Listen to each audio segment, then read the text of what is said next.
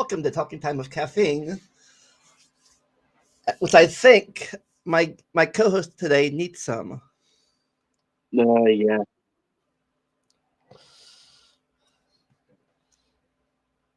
Late start today.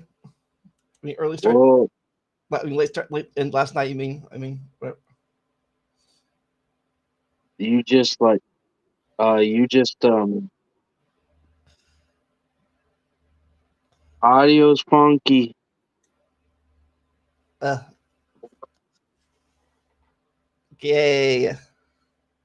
Better now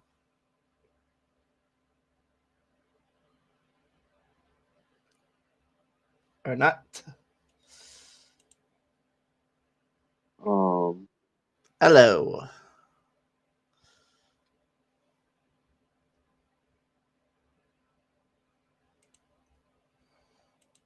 Mm. I'm still hearing myself. Uh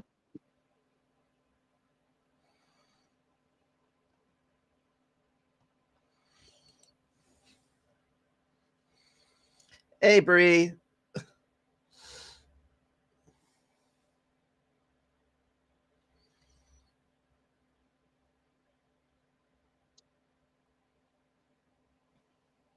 You talking?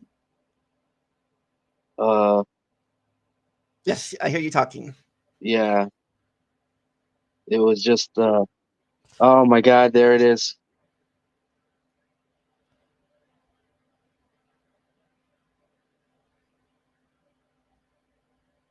I am so confused right now.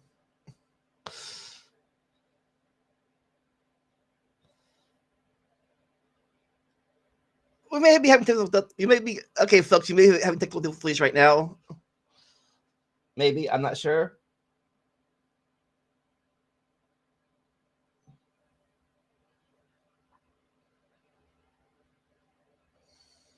Oh, Please tell. wait. Hmm. Maybe maybe it's on my end? Here, I'll just put um here, I'll put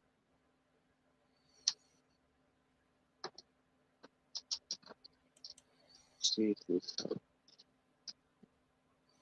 all right.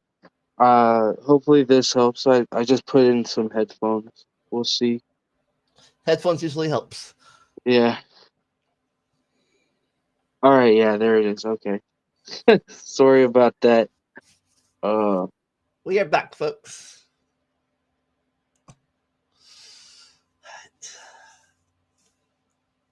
And today we are talking about a little something called Rome. yep. Um, yeah.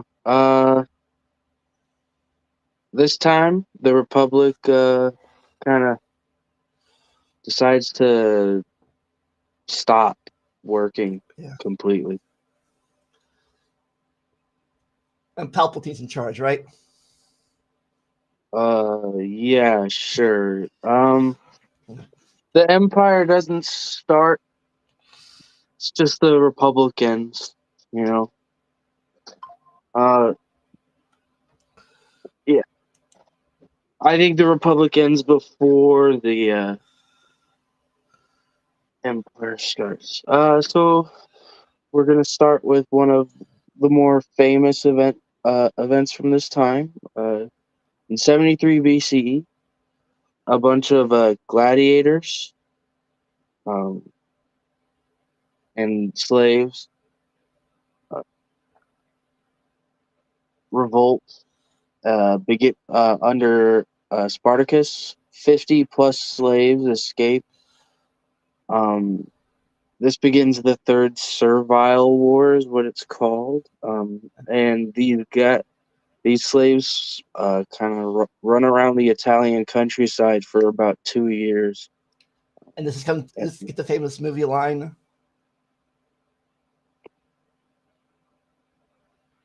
I am Spartacus. Yeah. Was that the? Yeah. Okay. Yeah. Okay. Um. I thought this was later in Rome, but apparently it's earlier than I thought it was. Uh, yeah. It's actually very much uh, in this period of Rome. Like last time when we talked about the social war, it's part of that uh, because it turns out everybody thinks this is just a slave revolt. It probably was not just a slave revolt. It looks like they got a lot of help from local Italians who were um, discontented with the new situation. Uh, Last time we saw legionaries were now professional soldiers. So once they retired, they had to do something. Um, so they would be settled. They would be settled on new, well, not new lands. They'd been settled on lands given to them by the Senate, uh, and this usually meant that they would be displacing, excuse me, local populations. For example, this revolt occurs in Campania, and one of the cities in Campania is really famous. It's called Pompeii, um, and we see soldiers who are we see soldiers that are resettled into the area. Um, we see soldiers that are settled in the area begin displacing the local elites of Pompeii and building amphitheaters and stuff. Um, oh man. Uh, so they now start dominating local politics over the old elite, and so a lot of the local Italians actually support this or even join the revolt. Uh, Eventually, they'll be defeated after a bunch of blunders from the local Roman army. Um, they're actually defeated by a man named Marcus Licinius Crassus, but Gnaeus Pompeius Magnus shows up right at the end, and people like him more. And so he gets the credit. Uh, and the entire Appian Way is filled with a bunch of crucified rebels. Uh, as a reminder, we don't really know what happens to Spartacus, and yeah, that's it's the beginning of this rivalry between Crassus and Pompey. Uh, Pompey gets the glory, Crassus doesn't. This gives Crassus a bit of a chip on his shoulder that will lead to him making a dumb decision later in his life. But So, so we'll talk about and Pompey is named after the what the, or the I think it's named after him. That volcano area was named after him, or vice versa. neither. Oh, never mind. Wait, maybe. Um, You mentioned Pompeii. I thought that was that volcano. I think it's a coincidence, but Okay. I'll make sure.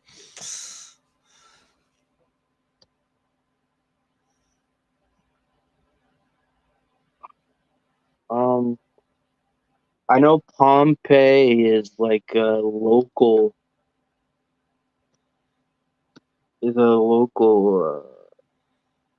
name. Something, yeah. Pompeii.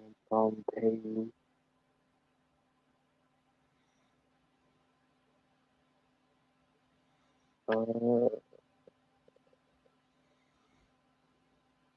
oh, Yeah, I can't find anything right All right. now in short term, but Okay. I'm pretty sure it's a coincidence. You ready for the next slide? Yeah. So the dude who showed up quite late in the story is a man named Gnaeus Pompeius. He gets the name Magnus later. His father was a new man. His father's name, I think, can't remember his first name, but his cognomen was Strabo. Uh, Magnus choose to will not choose to adopt the cognomen Strabo, which uh pretty, which kind of harkens back to an older period in which you weren't taking the cognomens of your direct parent uh, because he's a new man. But yeah. Uh, All right. so Pompey at begins his uh, begins his career raising legions to help Sulla in his war against the Marians. And so what?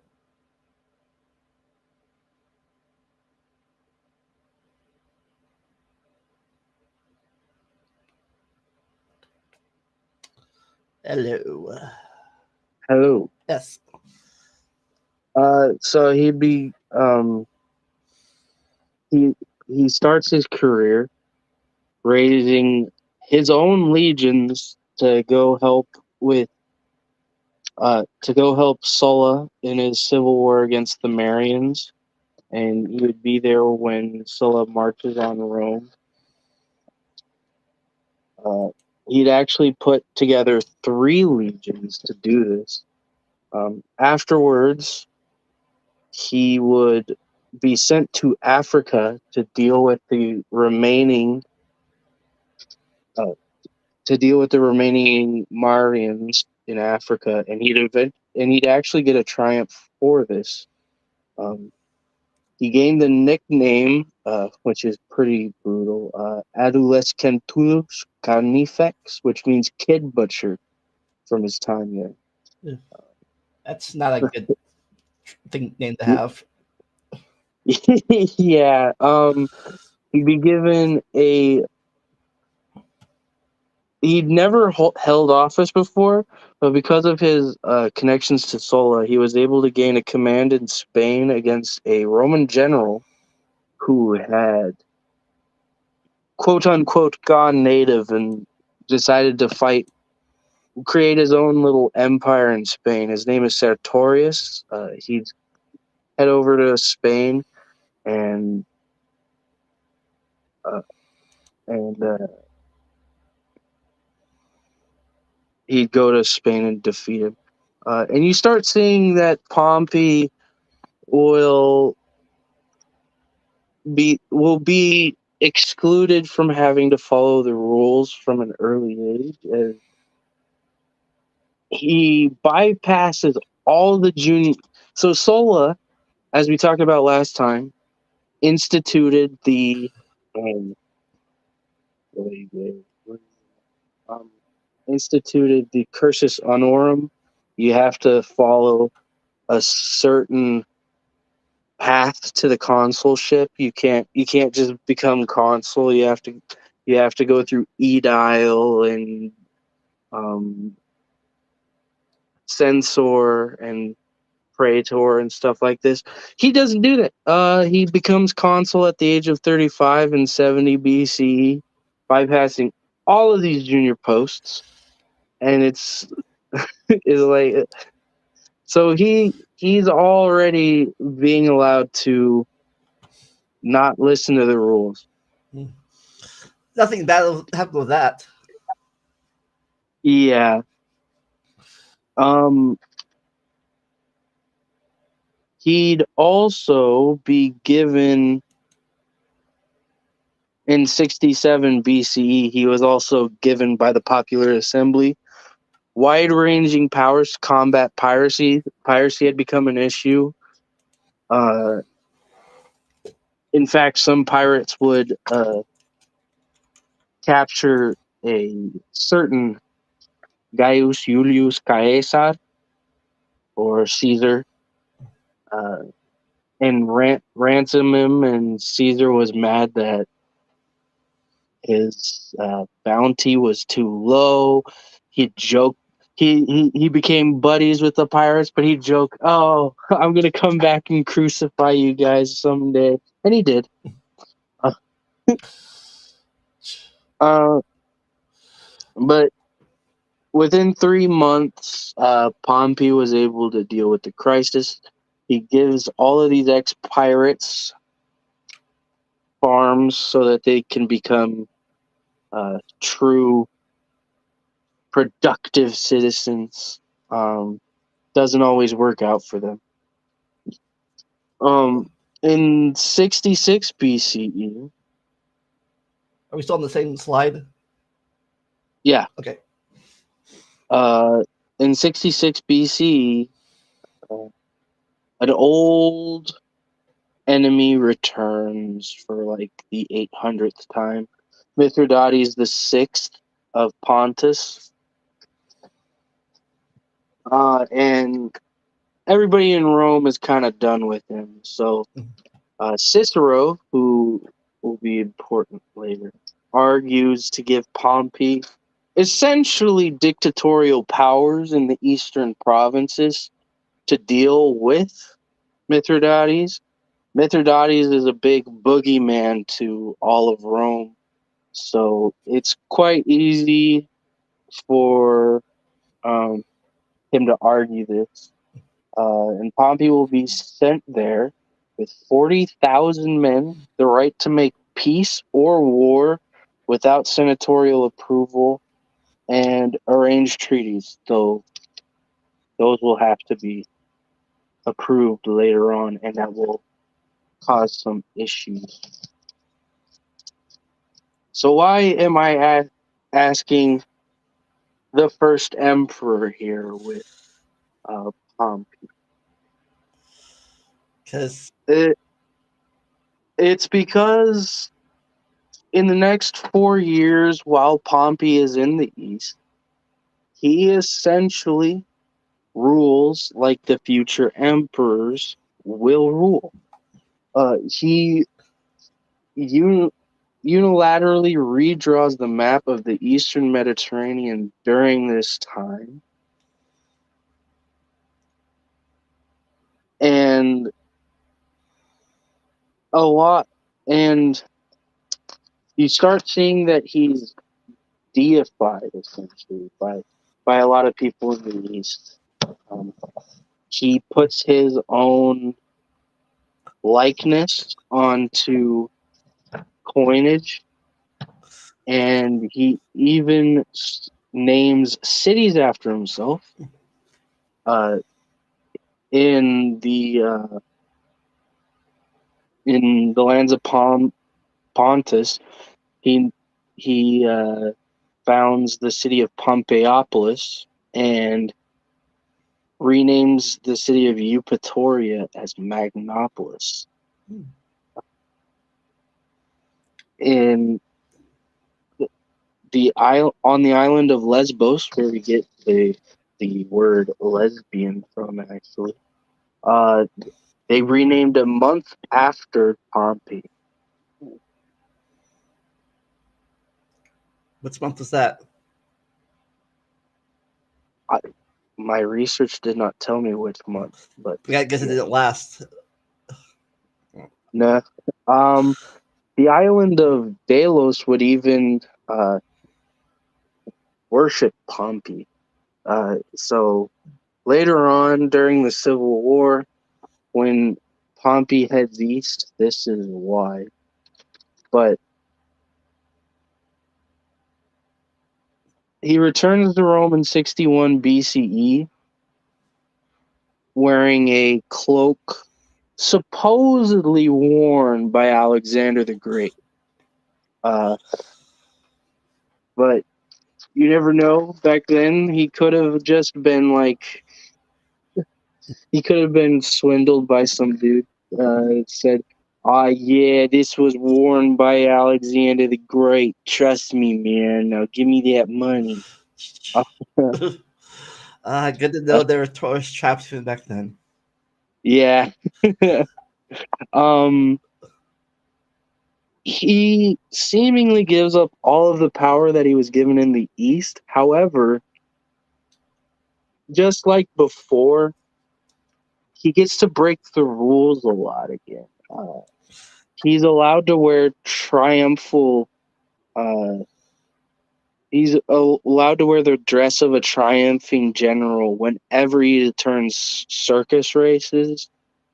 Um,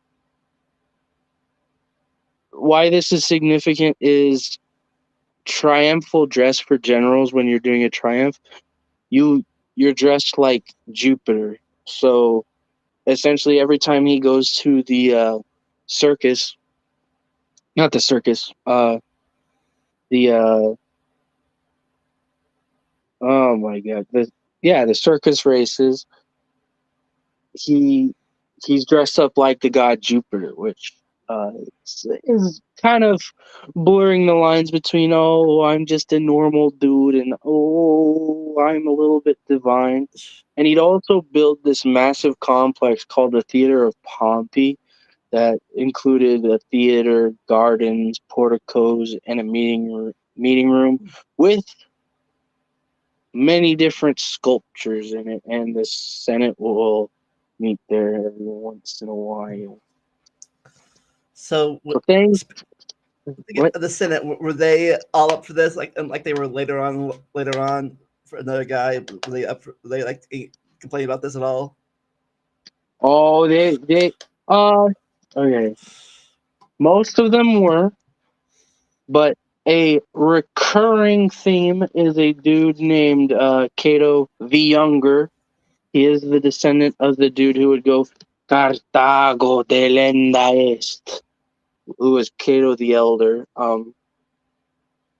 Funnily enough, Cato the Younger would never become a consul, which usually relegated them, which usually relegated a Roman politician to the background of Roman politics. But Cato the Younger would be a, a pretty powerful figure of his time without ever becoming a consul.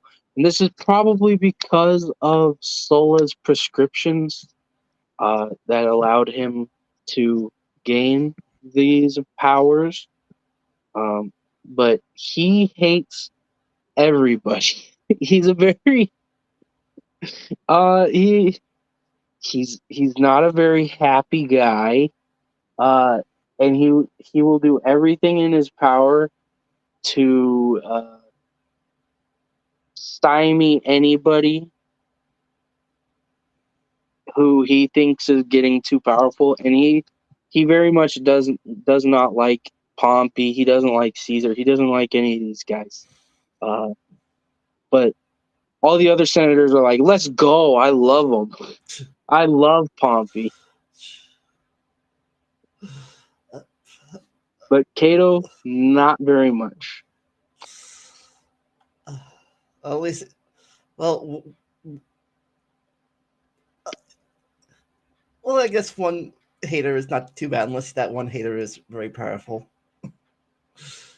Yeah, that one hater will end up ensuring that they want nothing that Pompey wants to get passed, including his including all of his treaties in the east and the settlement of his troops, get passed, ultimately leading him into the arms of two men to become a triumvir. We're Uh, not even to him yet. yeah, we're not at Caesar yet. This is Pompey, and it's because Pompey was rich enough to raise 3 legions, probably. Ready for the next page? Yeah.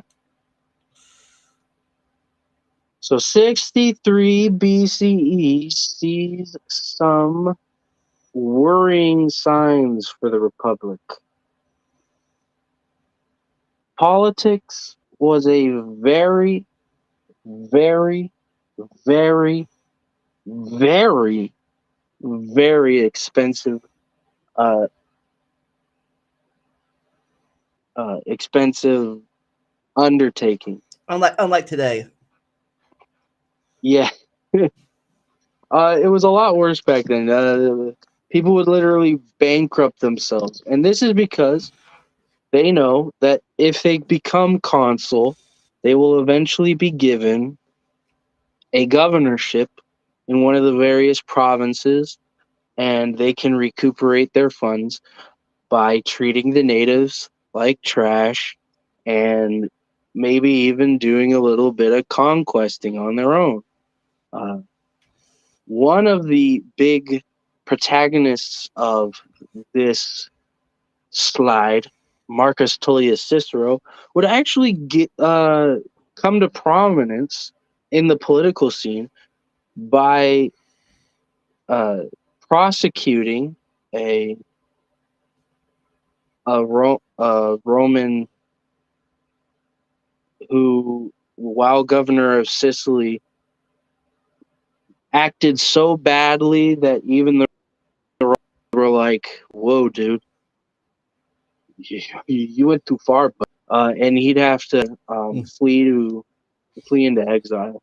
But Marcus Tullius Cicero, that's his big getting onto the scene. Marcus Tullius Cicero, family of wealthy landowners from the Italian countryside, was a new man.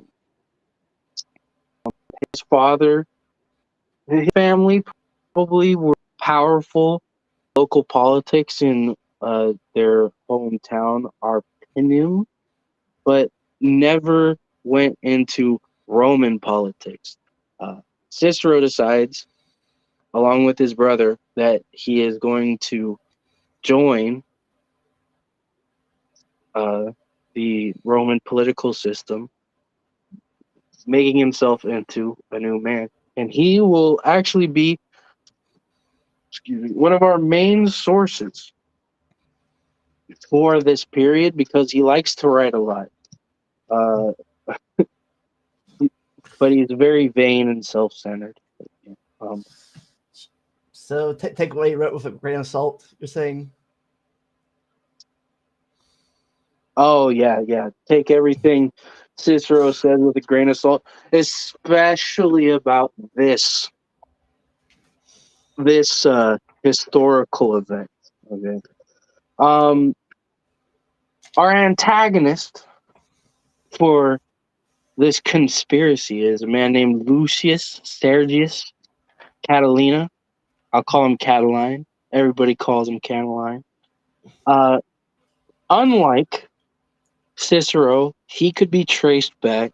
His family could be traced back all the way to the mythical founding of the Roman people. His ancestor was supposedly a dude named Sergestus, who fled with Aeneas after the Trojan War. And Oh, back to that. Back to one of those myth things. I gonna say, was he the Remus or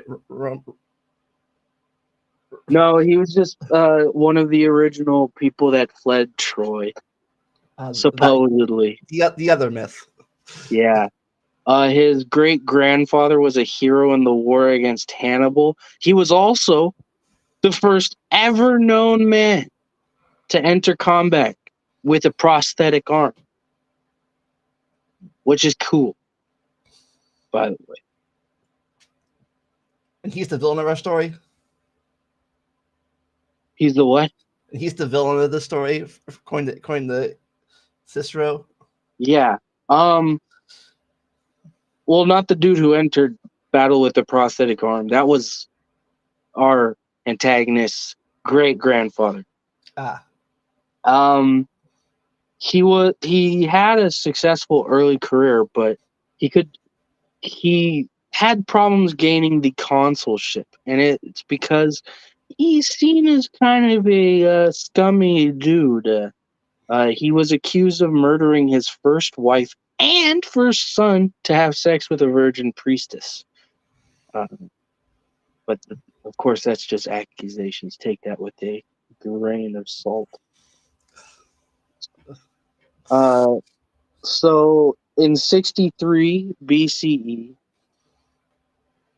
Cicero and Catiline duke it out for the consulship, and Cicero wins. This is Catiline's second try.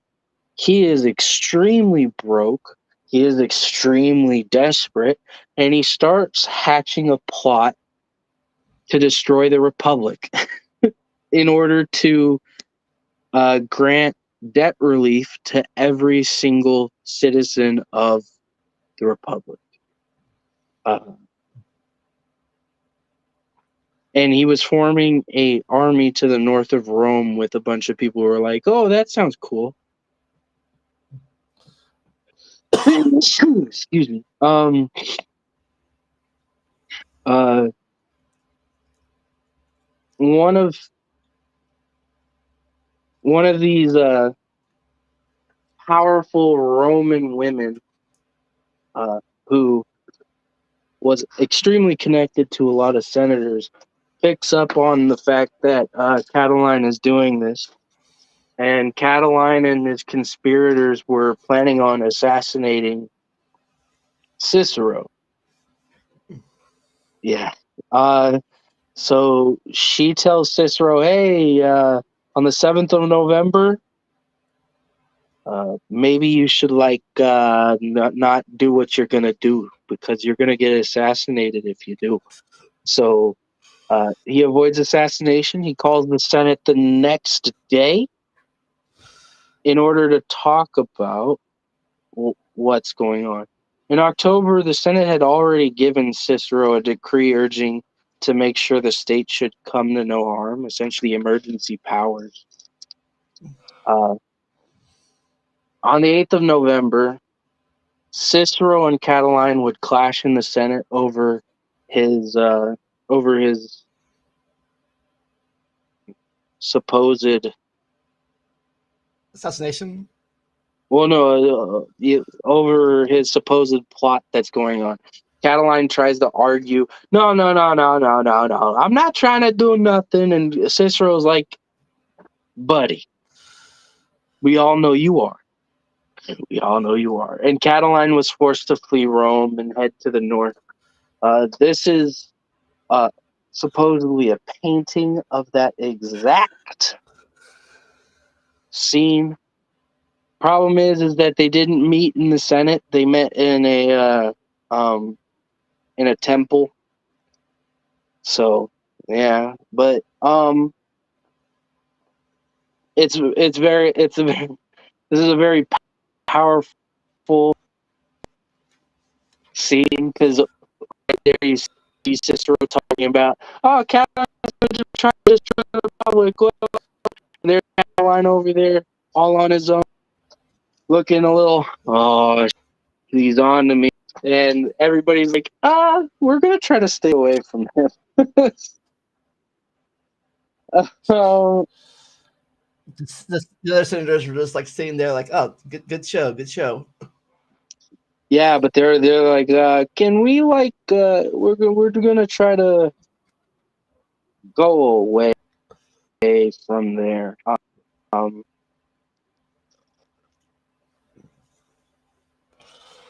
the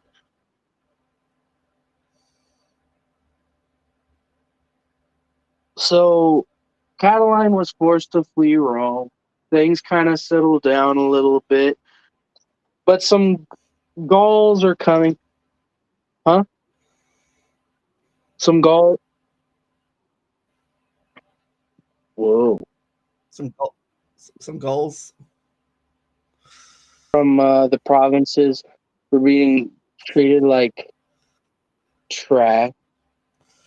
So they come So so they oh my god.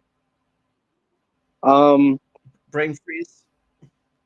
I can hear our conversation from earlier. What is going on? Do you have the YouTube channel playing or something? No, Neither do I. I'm gonna leave and come back. And All right, I'm back. Hopefully that doesn't happen again. Um, so the Senate convenes. Oh, some disgruntled Gauls from the provinces come into the city to try to get grievances dealt with, and they are approached by the conspirators. So they know who they're about to do. So they meet so the Senate meets again on the 5th of December, yeah, and they're you're saying a little robotic there. connection lost. Back. Hello. Yep, I hear you. Okay. Oh, So the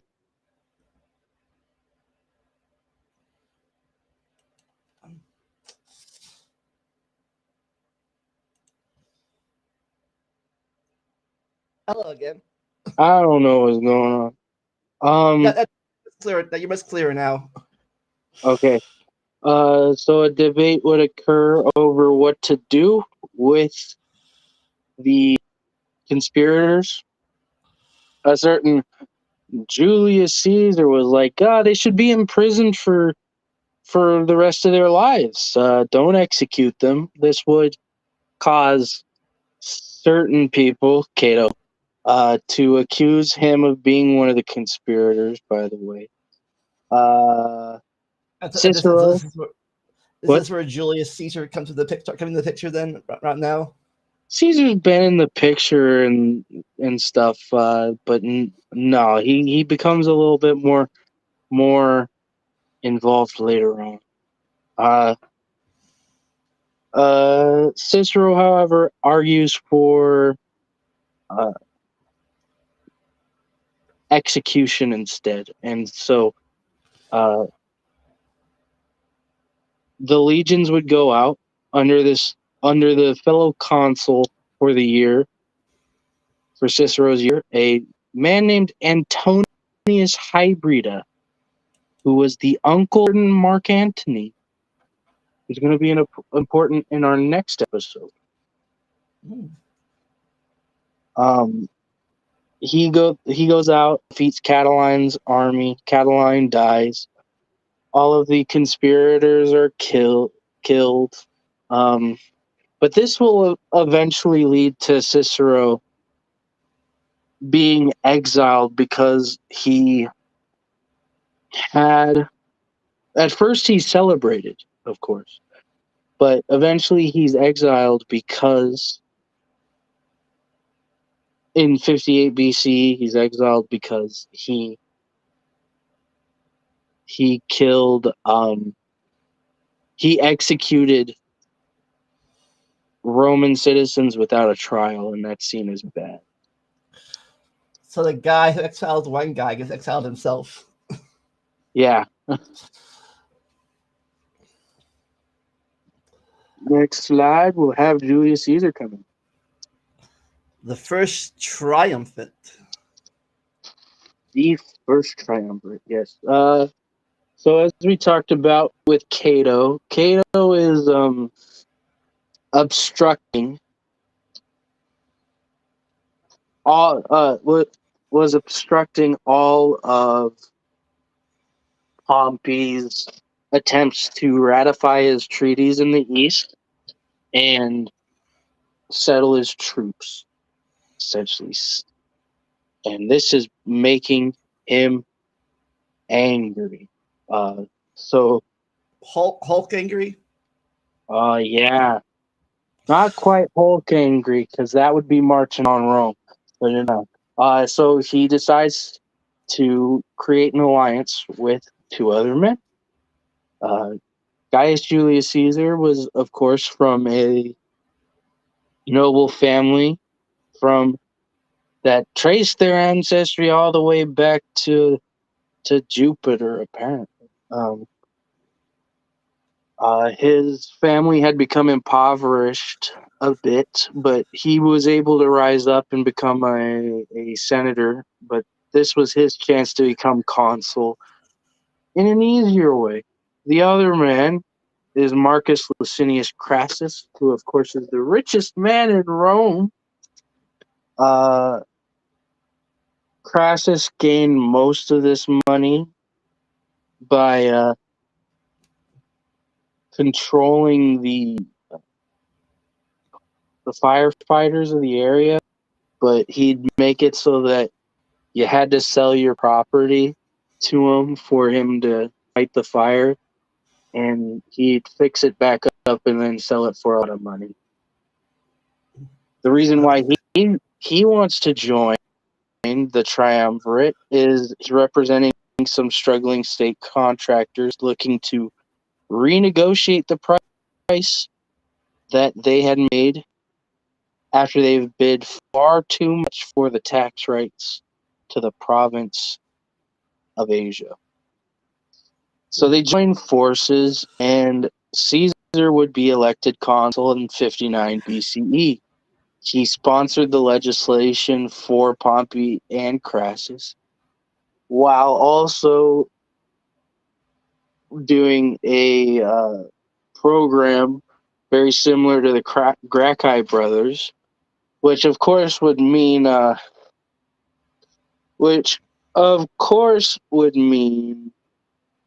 a lot of issues because the other consul, uh, uh, a man named Bibulus, of course, was representing the patricians and was not a big fan of this. But Caesar would use the popular reforms in order to get mobs whipped up and essentially put Bibulus in house arrest. Bibulus would try to use, oh, these omens, they're bad for the convening of the Senate. And Caesar would be like, I don't care. You're just doing that to obstruct me. And he'd get Yeah. all of his stuff passed anyway, and this is probably illegal. And that will come back up later. His time as consul will come back up later and be an important catalyst for a certain thing he does.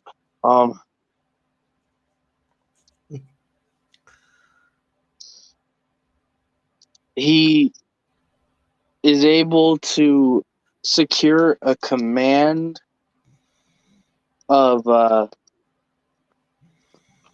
Cisalpine Gaul, and he'll eventually gain Transalpine Gaul as well into this. And after his consulship, he heads over there to, in 58 BCE, he goes to command these legions and in these provinces. And he does one of the greatest, he matches Pompey in conquest here. So while Pompey was conquering the east, he was conquering the west. Yep. Well, Pompey had already conquered the East. So, next slide.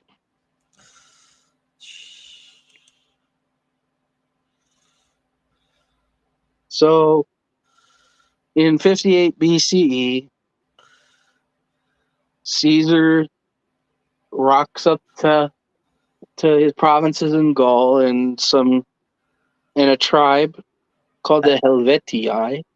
For those who don't know, Gaul is what we call the area we call France today. France today. Yes. Well, and Belgium and Luxembourg. But yes. And parts of Germany. But yes. A tribe called the Helvetii begins a migration. We don't really know why, but they want to go through Cisalpine Gaul in order to get to the French part of Gaul. Uh, Caesar's like, no, you don't get to come through, and uses this as a reason to begin his conquests of Gaul. The Helvetii try to go around Cisalpine Gaul to be like, oh, we're not doing it anymore. He doesn't care. He still massacres them all. You thought you had a choice in the matter. You don't. Yeah. Between 58 BCE and 52 BCE, Caesar would conquer all of Gaul, uh, fight off a rebellion by the Gauls who put a lot of their power in a man named Vercingetorix. Um, he invades Britain twice. He invades Germany once. These are all really crazy things for Romans to do because those areas are like, they're like mythological and stuff. The Forbidden Lands. Yeah, and of course, Caesar has his own little propaganda, the commentaries of the Gallic Wars, and he plays this stuff up in order to further gain prestige in Rome. And in a lot of Caesar's writings, because he's very interested in the local customs, actually gives us a look into Gallic culture. But of course, grain of salt with that one, because uh he quite famously kills a third, enslaves a third, and rules a third of Gauls, killing over 1 million people in his conquests. And this would add on to Cato's anger at Caesar and essentially want to prosecute Caesar for crimes against humanity as well as the stuff he did as consul. During this time, Marcus Licinius Crassus, annoyed that now Caesar is gaining all this glory and his only military glory that he could claim was claimed by Pompey, is like, okay, fine. I'm going to go raise my own legions and I am going to go to the east and conquer Parthia, which is Parthia is a successor state to Persia. They're the Persian Empire of their day. The king of Armenia, which is between Rome and Parthia in the north, and is a very mountainous region, is like, hey, you should like come and attack Parthia through us, because if you do so, we know a lot about how the Parthians fight and their cavalry, and we can help you out in your conquest, and that'd be very beneficial to you. And Crassus is like, nah, I got this. Like, and it, I don't and need. it, I don't need help from no. I don't need help from no foreigners. yeah, so he invades through the flat, open terrain of Syria and the Parthians never really engage. They come out with horse archers, shoot them a bunch, and then use the cavalry, the cataphracts, not cavalry, cataphracts, to attack isolated Roman formations. And the Romans aren't very good cavalrymen, and even if they were, it's the hot desert. The Parthians are more used to it. Absolutely slaughter Crassus's legions. Some do get out, but they lose all of their eagles, which is very disgraceful. Um, his pretty sure they say that Crassus's head was used as like a cup or something. But yeah, Crassus dies. And thus, Rome never conquers Persia area. They definitely try a bunch, uh, but it never ends well for either side. One of the ways in which they cemented this triumvirate in the first place was Caesar's daughter, Julia, married Pompey.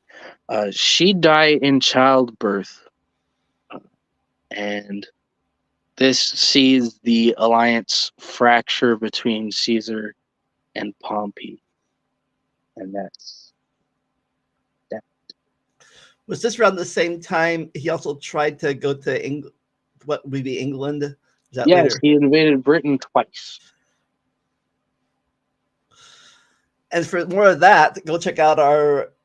No, actually, that's before, never mind. That would be before our way before our Anglo-Saxon area, but it'll be a prequel to our Anglo-Saxon show we did last year or 2 years ago at this point. It was a while ago we did Anglo-Saxon England. Yeah. Next slide. So Caesar's time as governor of Gaul is coming up. And he's going to have to give up his command. But if he gives up his command, he's open to prosecution. If he's open to prosecution, they will try to prosecute him for his time as consul, invalidating most of the laws he passes, and also for the crimes against humanity stuff that he did in Gaul. Caesar, of course, is like, I don't want, nah, no thank you. Can you guys make me consul immediately before I give up my command so that I'm not open to prosecution? And then we can just do this again. I'll go get another province, and then you guys can't prosecute me again. Can we do that? Can we do that? And they're like, no, that's not happening. That ain't happening. So negotiations, of course, break down because of this, and Caesar is forced, kicking and screaming. He doesn't want to cross the Rubicon, but he's forced to anyway. Of course, he's fine with crossing. What's the big deal about crossing the Rubicon back then? That was the northern boundary of Italy, so he essentially is like, all of my. He was supposed to give up his troops before he went into Italy. He's like, nope. Yeah, he said, nah, we're good. I'm good. So basically, he invaded Italy. So basically, he invaded Italy. Yeah. Now, we all know the famous quote, it's the die is cast, right? Not really. The actual translation from the Greek that Caesar said was, let the dice be thrown. But the die is cast is pretty, it's cooler. It's cooler. But yeah, the Civil War begins. Pompey, for a lot of this, tried to stay out of it. He's currently governor of Spain. Next door to Gaul. But a funny peculiarity happens. He persuades the Senate to allow him to stay in Rome, while he's the governor of Spain. So more rule breaking from Pompey, and it's being enabled by the Senate because they like him. He's one of the patricians. They like him.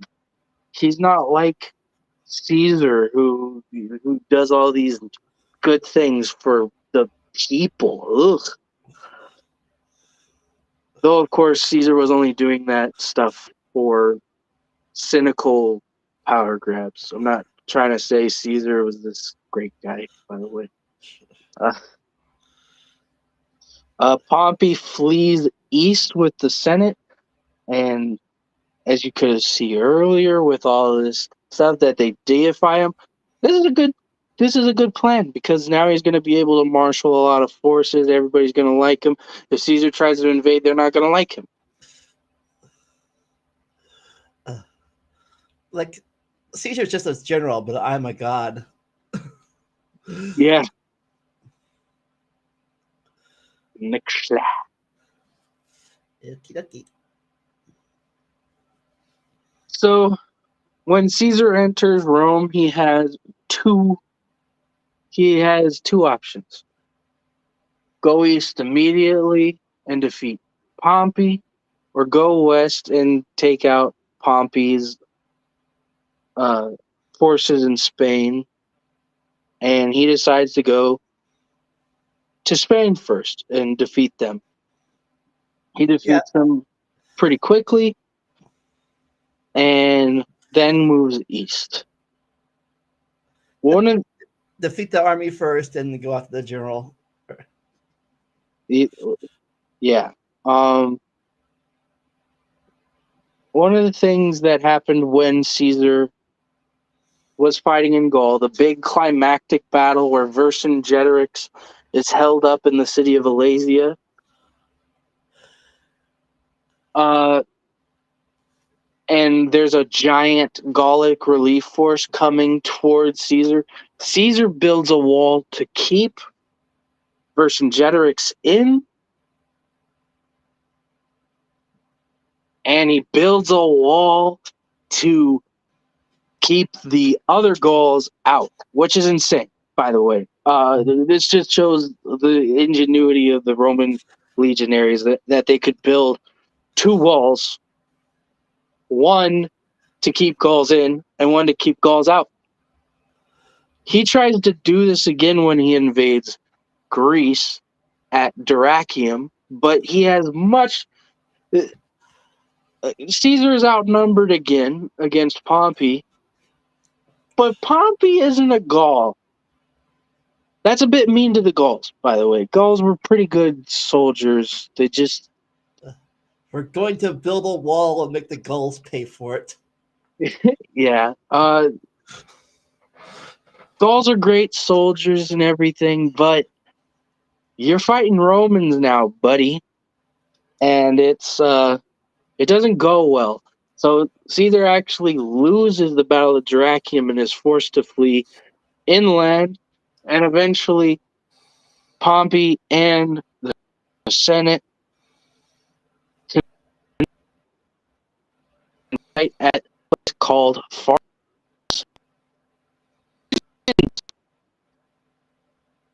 Against all odds, he wins. Funnily enough, Cicero is there. He's been with the Senate for a while now. He's just governor of Turkey back anyway when the Civil War began. Okay, I'll join you guys here in Greece. Nobody really while he was there because he was a bit, he was a bit, he complained a lot and stuff, and nobody liked that. The day the battle happens, he's conveniently sick and absent, and he goes back to Italy. And it's like, yeah. And he'd eventually I have a tummy ache. yeah, I've got a tummy ache, and he'd eventually ingratiate himself with Caesar later on. But yeah. Pompey is forced to flee Greece, and Pompey heads to Egypt. and Uh, thus begins the beginning of the end of Egypt. yeah. Uh, there's currently a power struggle happening in Ptolemaic Egypt. By the way, the Egyptian dynasty was at this time was a family of Macedonians from Greece. Uh, their earliest their first ancestor, who was Pharaoh of Egypt, was Ptolemy. Uh, he was a friend of Alexander the Great's, and sees he'd seized the province of Egypt and found his own dynasty there. Uh, The very last dynasty of Egypt. yeah, the very last dynasty of Egypt. Yes. Um, and all of their pharaohs were named Ptolemy. So I'm not going to be able to tell you which Ptolemy Yeah, was the. but the but from what I've heard of them, they the Ptolemies make the Habsburgs look normal. oh yeah, the Ptolemies are totally in on. They're totally in on the local custom of marrying family members. They'd marry their sisters and stuff. Ugh. Yeah, like Ugh. the Habsburg to them, the Habsburgs were just normal people compared to the Ptolemies. Oh yeah. Oh yeah. Um, so there's a power struggle between siblings occurring when Pompey arrives in Egypt, between one of the many Ptolemies and his sister Cleopatra the Seventh. Yes, that Cleopatra, by the way. Um, so he wants to ingratiate himself with the new uh, with the winning side of this civil war. So he kills Pompey and beheads him, and sends Caesar his head. And Caesar's not very happy. Uh, One of the things you see from Caesar throughout the Civil War period is that he pardons his enemies, and he probably wasn't mad that Pompey, because Pompey was his friend. He was probably mad because he wanted the chance to pardon Pompey. And even if he didn't, he's probably like, hey, he may be my enemy, but he's still a Roman, and you killed a Roman, so yeah, you're dead now, buddy. Yeah. Okay. Next slide. So he decides to join Cleopatra's side in the Civil War. Uh, and a bunch of shenanigans happen while he's in Egypt. He eventually installs Cleopatra as the pharaoh and supposedly has a child with her named Caesarion. Afterwards, the son of Mithridates the Sixth, Pharnaces, who 48 BCE. Um, so Pharnaces, after Mithridates the Sixth is defeated, Pharnaces would kill his father and rule a kingdom in modern day Crimea. He decides that he wants to now use the Civil War as a chance to head into his father's old kingdom in Pontus and take that land back. Caesar's like, no, you don't. That's not happening. And quickly defeats him, uttering the famous phrase, Weni Widi Wiki, or as it is bastardized in modern English, Veni Vidi Vici, which is I came, I saw, I conquered. And then he decides to head to Africa to defeat the final senatorial forces. In 46 BCE, he heads to Africa. No, I think it. No, yeah, it's still 48. I'm not sure. He essentially defeats the final senatorial forces in Africa. Cato the Younger, who is depicted in this painting, says, "You ain't pardoning me," and kills himself, even though his entire family tries to make it so that he doesn't kill himself. So the Civil War is now over, and Caesar will have a triumph in 46 BCE, and Caesar's the undisputed ruler of Rome now.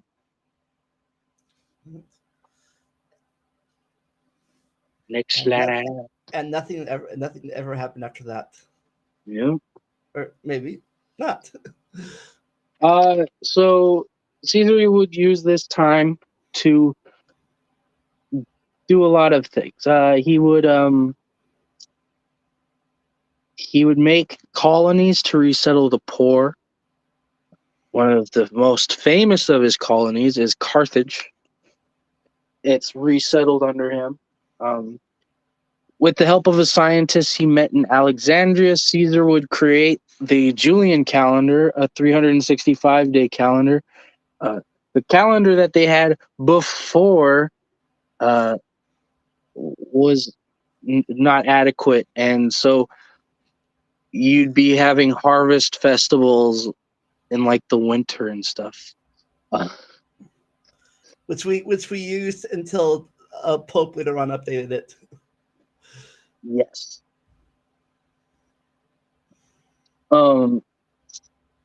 He granted Roman citizenship to the people north of the River Po. So Cisalpine Gaul is granted Roman citizenship. He micromanaged who could hold office, road maintenance, and traffic management. The month of Quintilis was renamed Julius, and that's why we have the month of July. He put his head on coins. He was allowed to wear triumphal clothing wherever you went. So he started doing what Pompey was doing. Yeah, pretty much. And that's the so Mary Beard, a classicist, or essentially a historian of the classical world. Uh, Essentially, is like, yeah, Pompey starts all of the things that will later be seen in the empire. So, yes, he is pretty much emulating that. So, we'll talk a bit about. So, in 48 BCE, Caesar was made dictator for a year. In 46 BCE, he was made dictator for 10 years. And finally, in 44 BCE, he's made dictator for life. Now before it was only like I think if I remember correctly, it was only like supposed to be a 6-month post dictator. Yeah. Well, the Sulla got rid of that, but yes. Because Sulla essentially became dictator for life, did all of his reforms, and then was like, okay, I resign.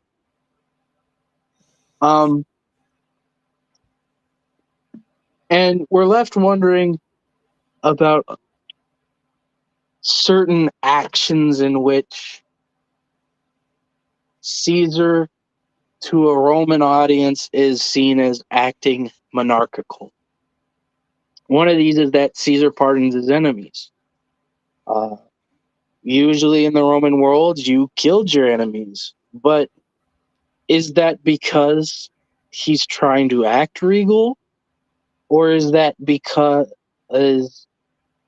he sees these people as valuable and to his project and so need them? Or is this because he grew up during Sulla's prescriptions and he doesn't particularly like killing people? Well, it's impossible for us to know. The Romans at the time thought it was because he was acting monarchical. Another thing was during Lupercalia, a certain Mark Antony offered Caesar a royal crown, and the crowd booed, and then Caesar was like, "Nah, nah, nah, nah, never mind. Let's not do this." And it's unclear if Caesar was testing the waters on if he was going to become king. All this leads. Oh, I should say, and that's where the funny meme comes in, because talking about the invasion. Caesar was going to invade Parthia. He was going to do it through invading modern day Romania, then invading modern day Ukraine, then going through the Caucasus, then going through Armenia, and then attacking Parthia, because Julius Caesar had a very he had a chip on his shoulder. He wanted to be like Alexander the Great, but he was pretty old by this point, and he was like, I want to be just like him, but he was so much younger when he conquered everything. So yeah, he makes these big plans, and in fact, the meeting that he goes to on the day of his assassination, the Ides of March, uh, he was going to be talking about stuff about his campaign. Uh, That's March 15th, right? yes, and he is assassinated in front of the statue of Pompey. By the way, Ironic. but yeah, a lot of these dudes felt snubbed, but they also didn't particularly like that they were pardoned by Caesar and not killed by Caesar, which is an interesting reason You're to not gonna, be killed. you're not gonna kill me. I'll kill you. Yeah, yeah. This is for not killing me, you bastard.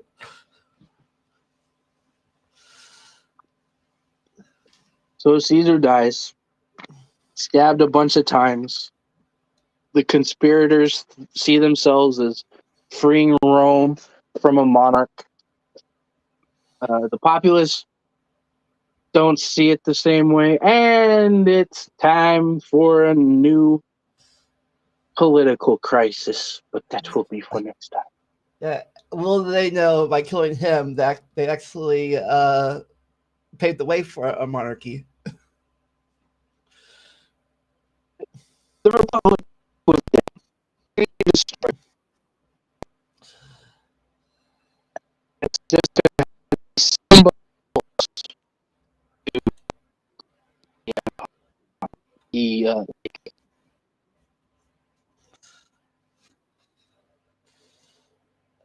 So, what's your favorite part about this era of time? it's my favorite part. And I never really thought about that, to be honest. uh, Oh, um, I don't know. Oh no. Uh, I mean, question: what part stands out the most to you of this era? these different men trying to uh show off their prestige and stuff like that, like with Pompey going around looking like Jupiter because he's allowed to, kind of stuff like that. It's very interesting because a lot of the times you see a lot of these archaeological things, and it's like, oh, this dude did all these weird things, and we think it's weird, but it's like you look at what rich people do today to show off their wealth, or even Yeah. poor people to show off some sort of wealth, to show off some sort of prestige, and you're like, we're also weird. Humans are weird. Well, yeah. Well, it's a good thing that no politicians nowadays are worshipped like a god. Yeah.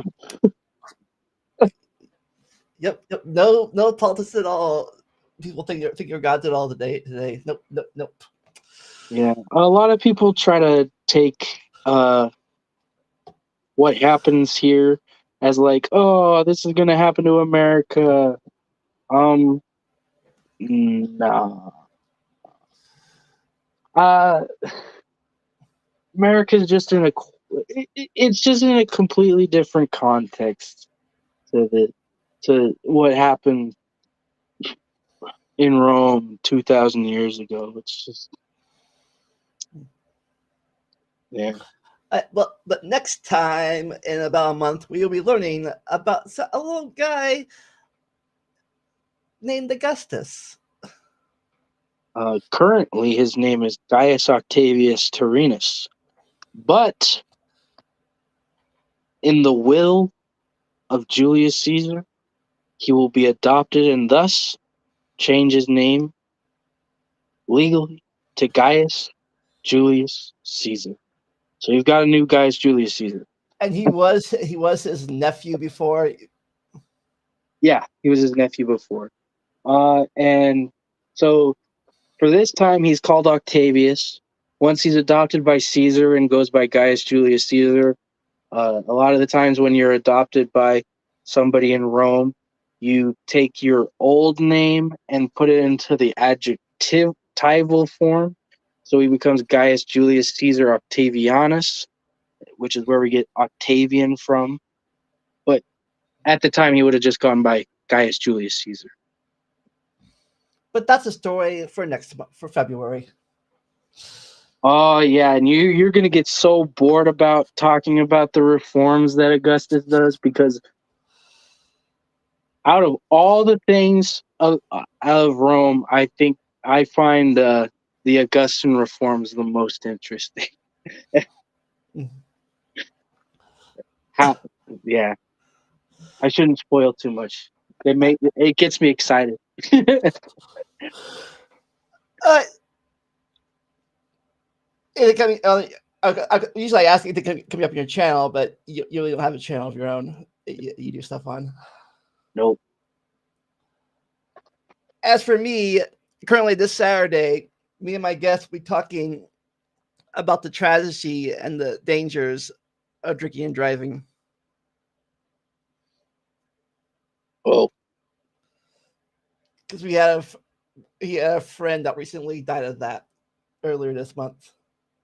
oh, damn! But, Condolences. but until then, never stop learning and enjoy the randomness. We'll see you all next time.